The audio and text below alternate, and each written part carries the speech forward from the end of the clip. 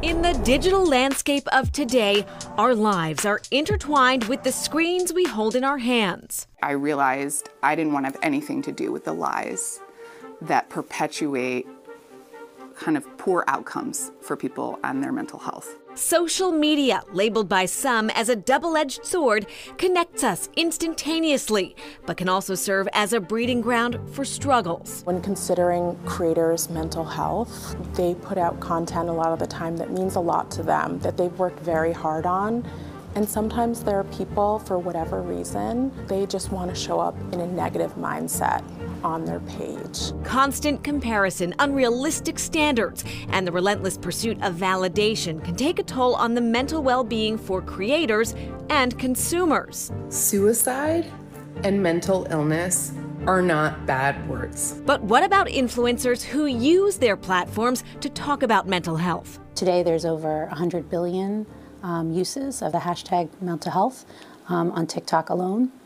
And so a huge variety of kinds of posts. Amidst all the noise, there is hope. I think in the end, right, is creators, just like they're leaders of physical communities, they're leaders of digital communities. So we're interested in how those communities are affected by creators. In collaboration with Harvard University's T.H. Chan School of Public Health, several influencers participated in an experiment. Senior Director Amanda Yarnell. Our first intent with it was to influence influencers to make more evidence-based content. Harvard armed the creators with toolkits on topics like intergenerational trauma, as well as providing access to scientists and summit-style collaborative discussions. Yeah, we found that creators who were exposed to our toolkits, to those materials, they were more likely to use it and to share it on TikTok, but also, and maybe more importantly, the videos that they made sharing that evidence got millions of more views on TikTok after versus before. One of the creators involved in the project was Kate Spear and her service dog, Dr. Waffle. I remember finally feeling confident. I don't feel confident really ever.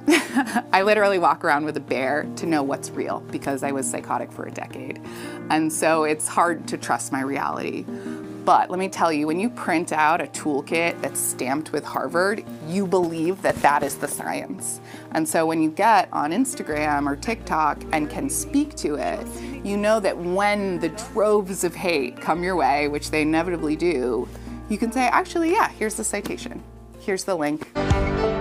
She runs 2 social media accounts, both with a focus on mental health. Navigating serious mental illness and the also broken mental health care system. So Positively Kate, which is now under my name, Kate Spear, and Waffle Nugget have basically almost polar opposite audiences. My personal audience is for people and then people's family members who have experiences with serious mental illness.